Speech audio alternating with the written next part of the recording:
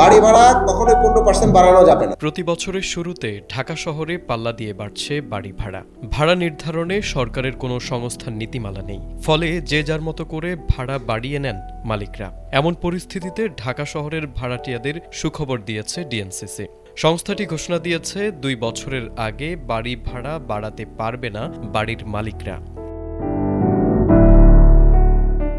ঢাকা উত্তর সিটি কর্পোরেশনের প্রশাসক মোহাম্মদ এজাজ মঙ্গলবার গুলশান 2 নগর ভবনে ঢাকার বাড়ি ভাড়া সংক্রান্ত নির্দেশিকা প্রকাশ সংবাদ সম্মেলনে জানান, জানুয়ারি মাসে ভাড়া বাড়ানোর প্রচলন বন্ধ করতে হবে। ভাড়া বাড়ানোর সময় নির্ধারণ করা হবে অর্থ বছরের সঙ্গে মিলিয়ে জুন-জুলাই মাসে। তিনি আরও জানান, বাড়ি ভাড়ার উপর ভিত্তি করে সিটি কর্পোরেশনকে কর দিতে হয়।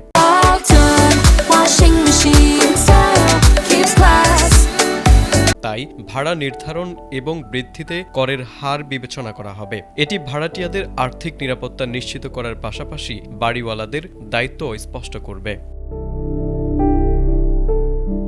সংবাদ সম্মেলনে বাড়ি ভাড়া নিয়ন্ত্রণ আইন 1991 অনুযায়ী ডিএনসিসি প্রণীত 16 দফা নির্দেশিকা প্রকাশ করা হয়। এতে বলা হয়েছে, বাড়ির মালিককে বাসস্থান বসবাসযোগ্য রাখতে হবে, গ্যাস, পানি ও বিদ্যুৎ সহ সকল ইউটিলিটি সেবা নিশ্চিত করতে হবে। এছাড়া ভাড়াটিয়াকে প্রতি মাসে লিখিত রসিদ দিতে হবে এবং 1 থেকে 3 মাসের বেশি অগ্রিম ভাড়া নেওয়া যাবে না।